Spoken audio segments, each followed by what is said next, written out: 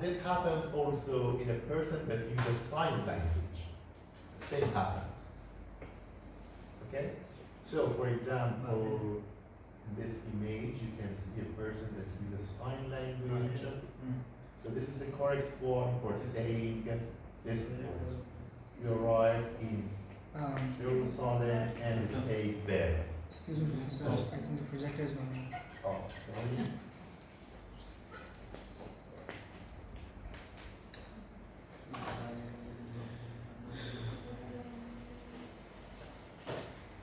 This one.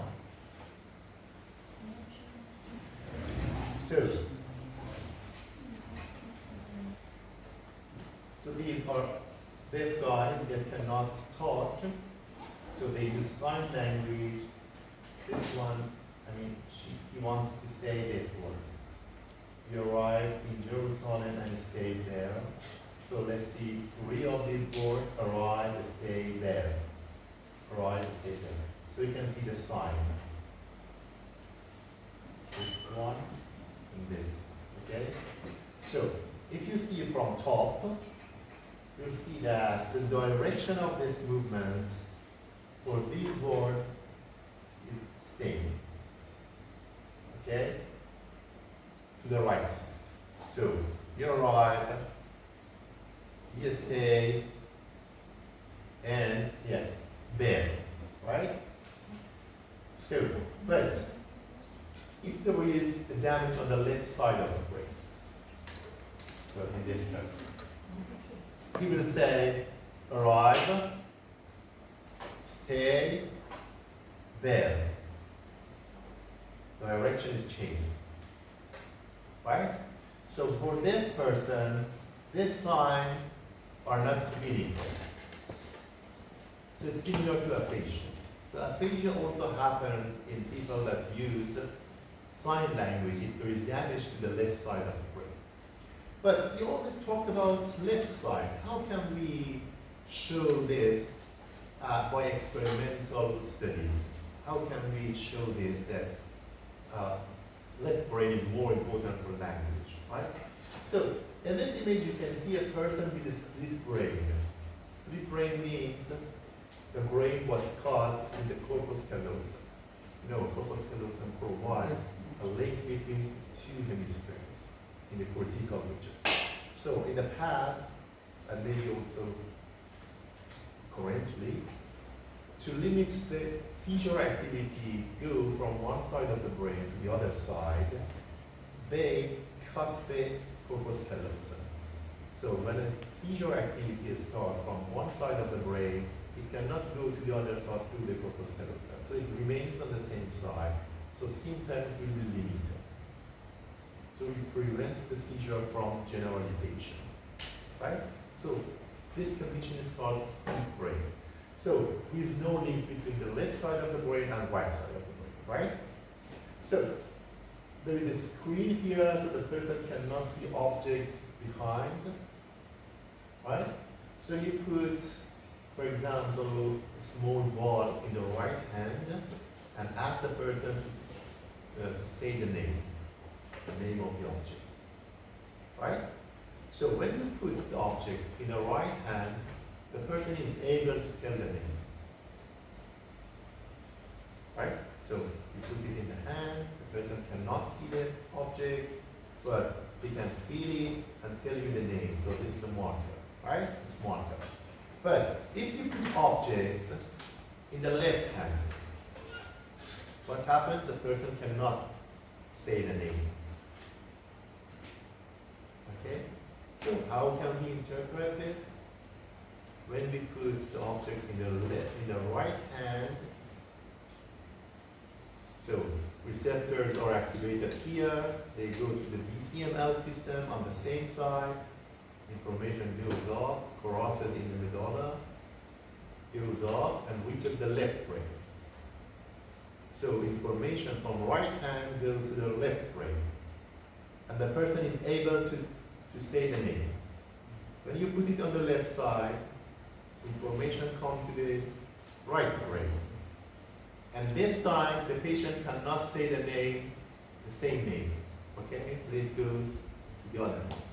So this shows that when you put the object in the left hand, information reaches the right brain, but there is no access for left brain to this information, right?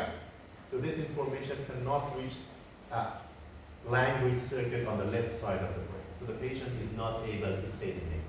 But when you put it in the right hand, information reaches the left brain, language centers are on the same side, so they have access to the language, to this information, so they can use it for language, right?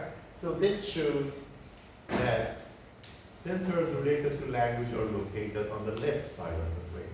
But sometimes some people can say something simple. For example, you put a ball in the left hand, information reaches the right brain, you ask the person about the name, they tell you it's something round.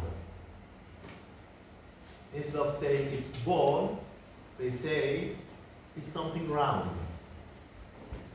Okay? So we call this rudimentary speech. Instead of specifically targeting the name, they describe something about that. Okay?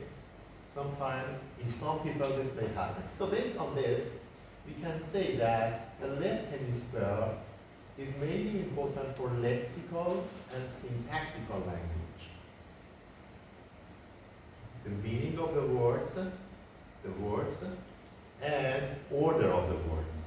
It's also important for writing and for speech. But the right hemisphere is important for prosody and rudimentary speech. You have question? You have question? You raise your hand. Okay. Okay. Emotional coloring, or let's say intonation, is controlled by the right brain. If there is damage on the right side of the brain, the patient can talk, but usually he or she is very monotonous and there is no rise and fall of the voice when they speak. And they cannot say something with emotions. Okay? So, speak, and speech is flat. There is no rise and fall. Right? So, this is the difference between the right brain and left brain for language. So we call this condition lateralization. Lateralization means one hemisphere is more specialized for one function. And for another function, then the opposite hemisphere is more important. So we call this lateralization. So let's see some of the examples. We have talked before about attention. Which side of the brain is more important for attention? Right side. Which area? Prefrontal. No. Behind. Yeah. What is the name? Which Temporal. lobe? Temporal. Parietal lobe. So parietal lobe has two parts: anterior, posterior. Which one? Posterior. Anterior part is related to somatic sensation. Yeah. Right? Posterior part is related to spatial recognition. So damage here causes left neglect, left side neglect, right? So attention is a function of the right brain, mainly. What else? Face recognition. I told you. Which side of the brain is more important for face recognition? Right or left? Right side. Right side. Right side, yeah. So let's see.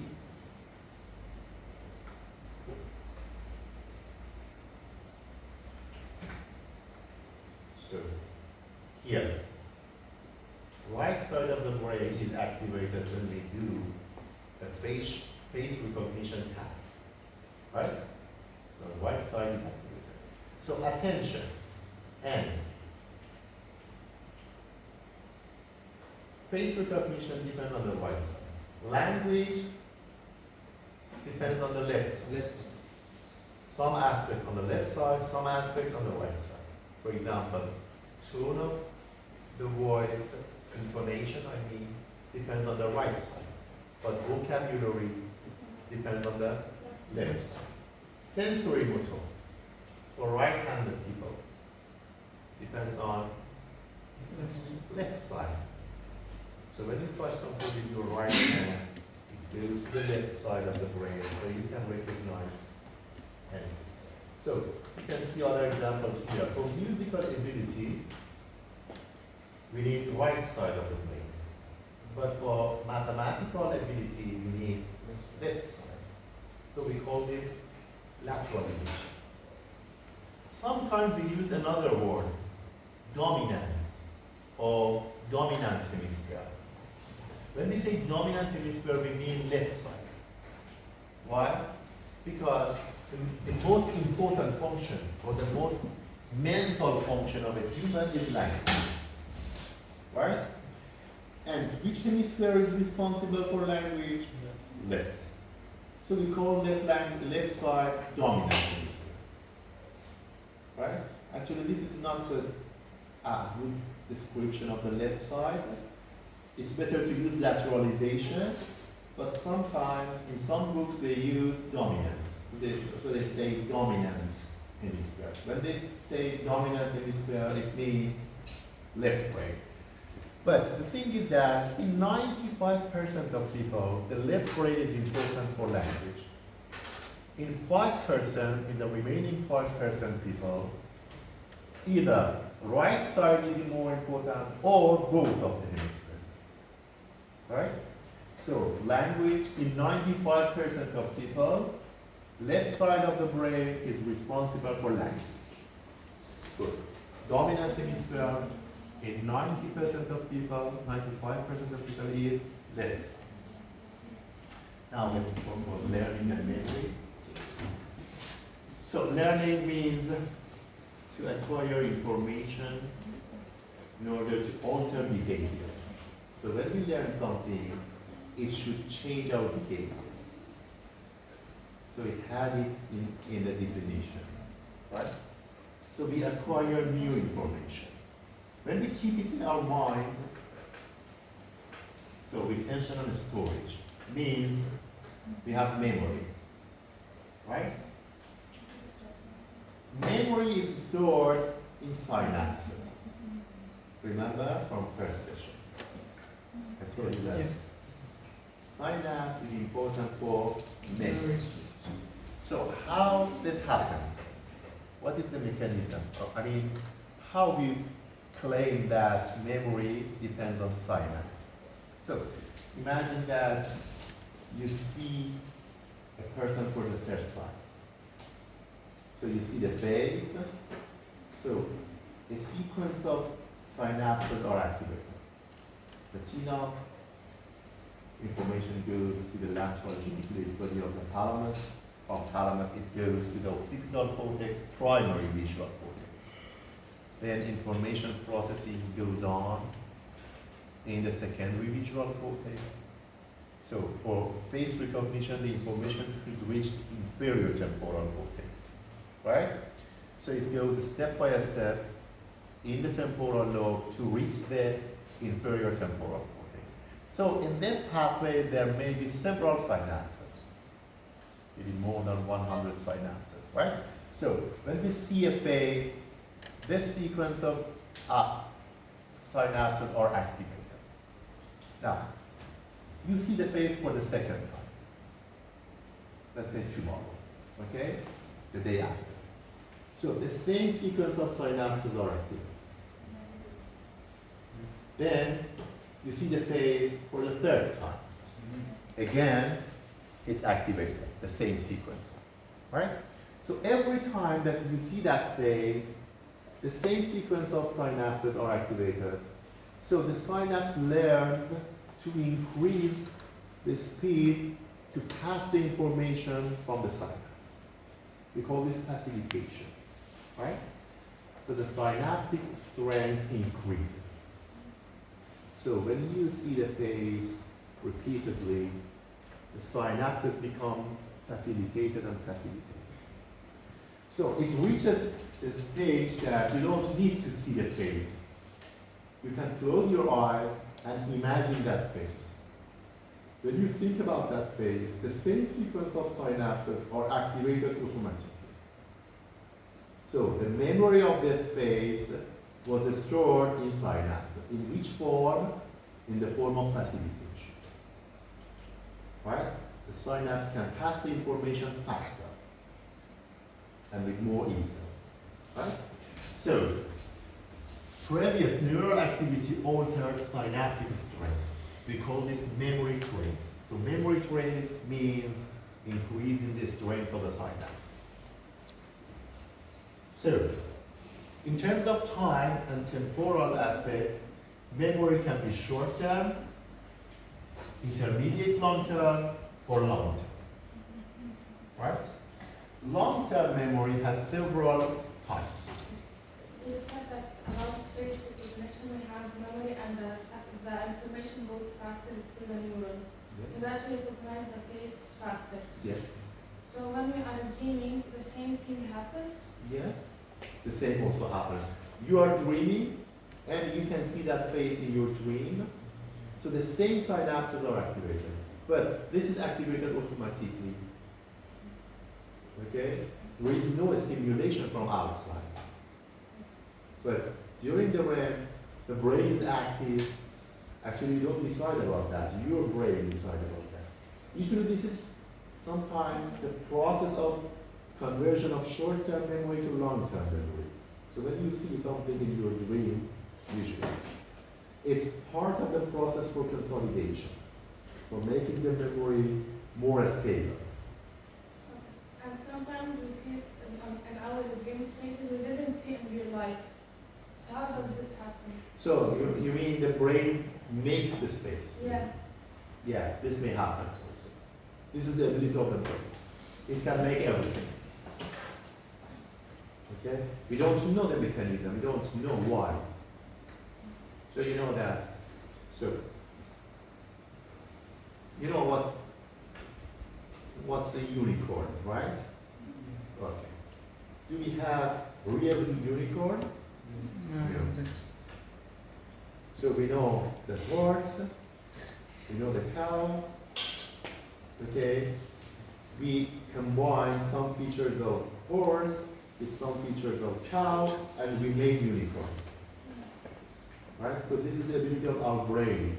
It can mix some things actually as they want, okay? So, this happens. This is the ability of our mind. So, memory, long-term memory can be explicit or implicit. Explicit memory means a clear type of memory. Okay? So it's clear. We remember it clearly. But implicit means a type of memory which is not so clear. What do I mean by clear? Another name for explicit is declarative. We can talk about this type of memory. We can convey this information by speaking. But implicit memory is also called non-declarative. So we cannot talk about that. It doesn't reach consciousness. But this one reaches consciousness. In this category, we have two types of memories. So ignore this one. Let's see these two. Okay? We have two types of explicit memories. One is called semantic memory. The other one is episodic memory.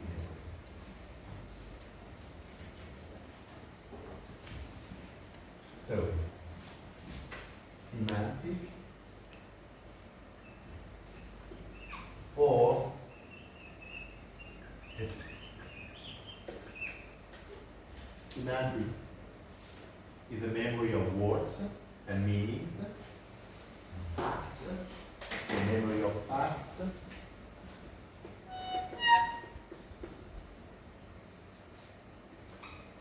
But episodic is the memory of events. So you remember that yesterday we talked about the cell, right? So You remember the class. You remember the day. You remember the condition of the class. You remember me talking about that. So these all are about events. So everything you know about that event is called episodic memory. But you also remember the things that I mentioned. So you know that the cerebellum has several parts. Some parts are related to some functions, others are related to other functions. So this is something related to facts. Right? So that part of the memory is called semantic. So semantic memory is the memory of facts. Episodic memory is the memory of events. So all of them are part of explicit memory. You can talk about that. You can talk about this with your friend, and you can convey all of those information to your friend by speaking. But non-declarative memory or implicit memory has other forms, like motor skills. So maybe one of you can swim, another one cannot swim. Right? So swimming is a type of memory, but motor skill. You cannot talk about that. Okay. You may talk about that. Okay. You stretch your arm like this, and then after that, this is actually this arm comes forward, and then this goes back. Okay, you can talk about this, but by this talking, you cannot actually teach swimming to your friend. Right? So he needs practicing. So memory should be made in the brain by practicing. So it's non-declarative. You cannot declare it. Right? Other type of memories in this category are associations, like Pavlovian association. So you can teach or you can train a rat to make association between a sound and the shock. Right? Or association between the tone and the food. So this is a type of learning, association. So anytime that the rat hears that sound, it can predict the shock. So this is learning, association learning. Priming learning means you say the first half of the word, and we can actually predict the entire word. It depends on previous learning, right? So for example, I say "sere," in your mind, you will complete it. "Sere" or "sere." It depends on previous learning. Okay, this happens unconsciously. You don't decide about the word. The word itself comes to your mind.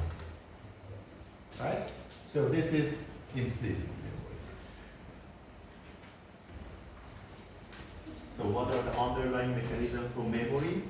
I told you, everything happens in the synapse. Right? So continuous activity of neural circuits in reverberating circuits may prolong the signal. So this way you can keep memory, you can keep information. Another proposed mechanism is post-tetanic potentiation. So the synapse is activated several times. Presynaptic neuron releases neurotransmitter onto postsynaptic neuron. So every time action potential comes here, some calcium goes into the cell.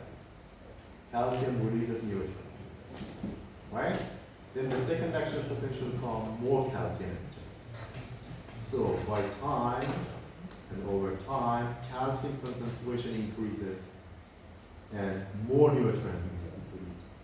More neurotransmitter means a higher voltage EPSD.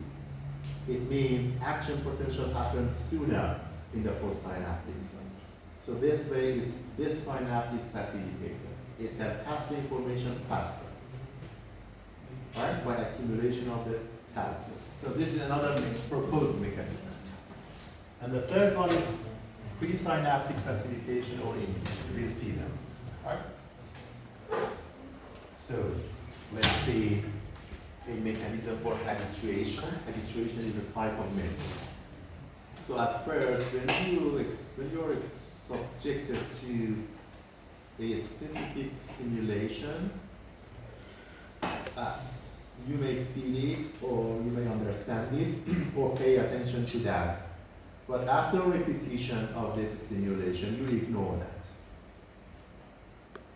So, for example, you hear a very large sound, a very strong sound, like a firecracker, right? At first you're shocked. But then when you hear the second one, the third one, the fourth one, actually you get used to that sound and you don't show any reaction. So the first stimulation caused strong reaction, but the last one caused no reaction. We call this habituation, right? Habituation means loss of reaction to the stimulation. A purpose mechanism for habituation is presynaptic inactivation of calcium channels. So in this figure, you can see a snail. So head, tail, and gill. Right? The gill is here. And we have also the siphon here. Right? So if you touch the siphon, gill is contracted. So this is the response. So there is stimulation, tactile stimulation. The answer is contraction. Right? So when you further stimulate the siphon, contraction is strong. When you do this for the second time, contraction is less. When you repeat it on and on, then contraction becomes smaller and smaller. Right? So how this happens? So let's see the mechanism, the neural mechanism. Between the siphon and the gill, there are two neurons. The sensory neuron and the motor neuron. Sensory neuron activates the motor neuron. Motor neuron contracts the gill. So, with the first stimulation, the neurotransmitter which is released here is very high. The level is high. Okay, we have more neurotransmitter. A neurotransmitter activates the motor neuron. But after habituation, you give the same stimulation, but less neurotransmitter is released. So you can see this here. Action potential is the same when it comes here. But the size of the EPSP gradually decreases. So the first EPSP is large, the second one is moderate, the third one is smaller. And here you can see the level of contraction. First contraction is strong, but it's weak the last one. Okay? So what is the difference here? The size of the EPSP. Why this happens? Less neurotransmitter release. Right? Why neurotransmitter is less released? Because of presynaptic inhibition or inactivation of calcium channels. For neurotransmitter release, we need calcium. When calcium channels are blocked, so less neurotransmitter is released. So the mechanism for habituation is inactivation of calcium channels. Another type of memory that can be studied in a CSA is sensitization. So the stimulation causes a reaction. Right? If you repeat the stimulation, reaction gets higher and higher. We call this sensitization. For example, you see an insect here, a spider. Okay, and you're afraid of a spider. You only saw that. Okay? Then actually somebody come and push it that way. Okay? But you have seen that spider. After that, any time that your clothes touches your body, you think that the spider is there, and you react. Right? So before that, stimulation of your skin didn't cause any response or any reaction. But now, After that stimulation, touching your body causes strong reaction. So it's a type of sensitization, right? So you can model this in a sea snake. So you know that if we touch the siphon several times, habituation happens. But if you apply a painful stimulation to the tail, everything is reversed. After this painful stimulation, any touch here causes a strong contraction of the gill. Okay? So, sensory neuron releases neurotransmitter onto motor neuron activates the gill, contraction happens. Right? What happens here? Why painful stimulation sensitizes this synapse? You can see here. So action potential in the initial stage in the sensitized state. Each action potential causes EPSP. And you can see that in normal state, the size of the EPSP was small. After sensitization, it's large. Right? Contraction of the gill is stronger now. So why cause this? If you put these two action potentials overlaid, you can see the difference. Action potential in the control has a repolarization phase like this. But action potential in the sensitized state has a longer repolarization with some delay. Right? So, when the duration of action potential is more, it means change of potential lasts more. Calcium channels rely and depend on this change of potential, right?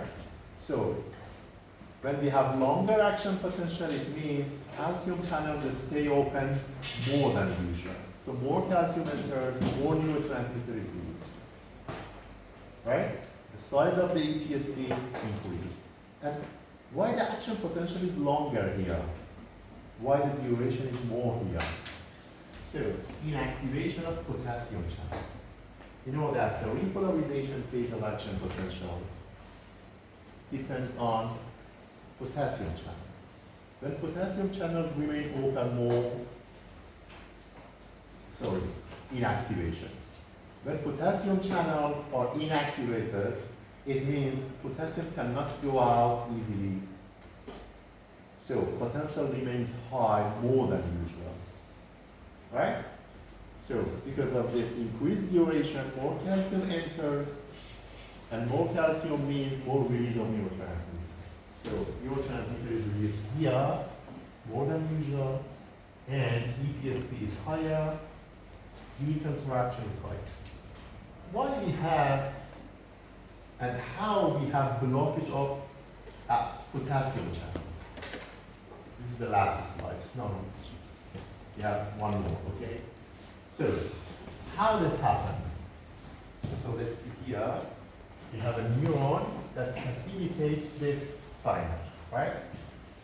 So this neuron releases serotonin. Serotonin binds to serotonin receptors. It activates cyclic AMP.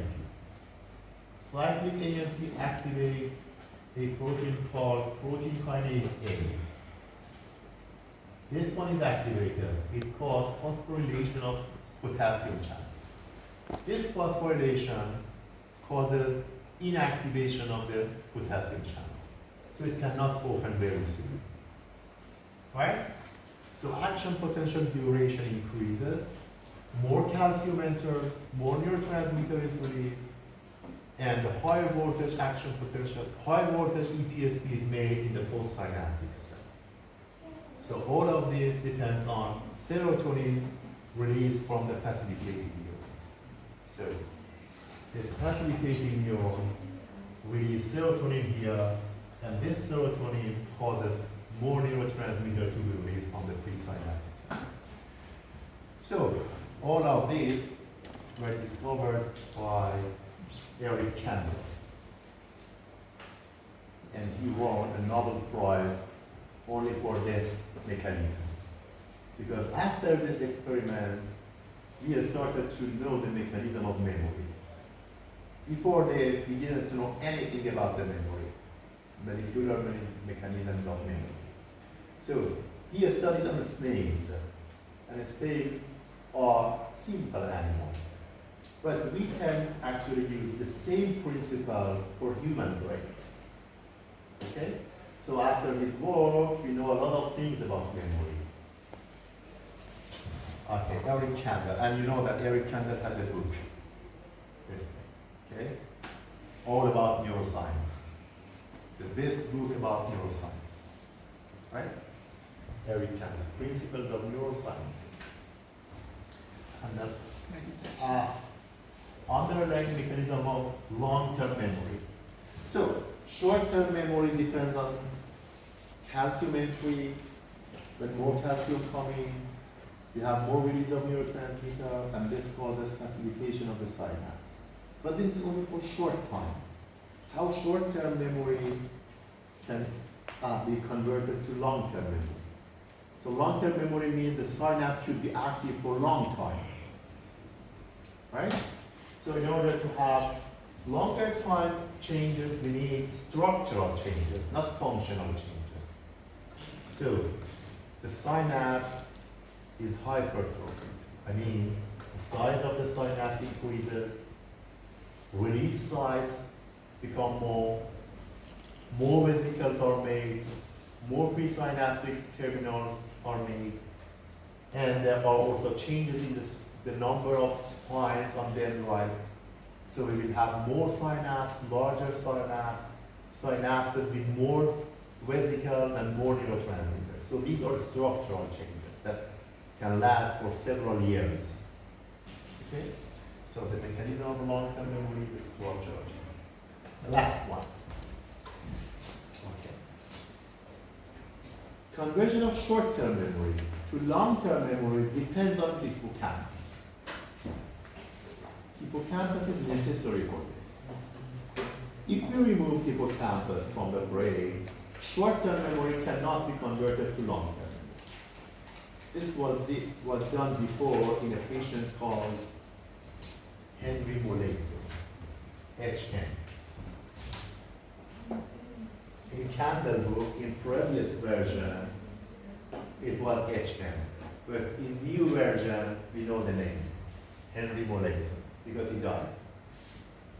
Henry Molaison, right? Actually, he had severe seizure. So the doctors couldn't treat the seizure. So the origin of the seizure was from the hippocampus. So they removed the hippocampus, okay, because there was no other medication for the seizure. After that, they tested this guy, okay. He could remember everything from past. He could remember the location of his house. He could remember any addresses. He could remember any names, anything from the past. But he couldn't remember anything after the surgery. Okay? So, maybe you talk to them. Actually, they talk to him. But after 1 minute, he forgot anything.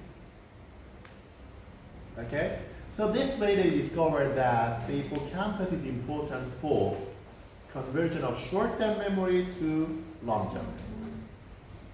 Okay? So, the problem converting short-term memory to long-term memory is called amnesia. Amnesia can be anterograde or retrograde. Anterograde means the person cannot make new memories. But retrograde means the person cannot remember memories from past. So there is problem with recall of memory here. There is problem with storage of memory, right? So the person is not able to establish new long-term memories. This happens by hippocampal lesion. Retrograde amnesia happens when there is lesion in hippocampus or halloptic lesions. So inability to recall memory. Sometimes hippocampal lesion also cause retrograde amnesia. But not for reboot past, for near past. HM for Henry Molaison couldn't remember things just before the surgery. But he could remember anything from remote past. So past can be divided into remote past or near past, right? So information about near past usually is lost after hippocampal damage. So he has retrograde amnesia? Yeah, so after hippocampal removal, we will have anterograde amnesia and some level of retrograde amnesia. A little. Right? Okay. So do you want to see sample questions now or after the launch? After the launch. Okay. So after the launch, first we'll see the sample questions. Then we'll have a practical class, right? For 1 hour. And then we'll have an optional class for talking about Spinal spinal cord. Is that okay? Yes. So, when can we have the class? 2. 2? Yes, Okay. now only. Okay. So I'll come to you after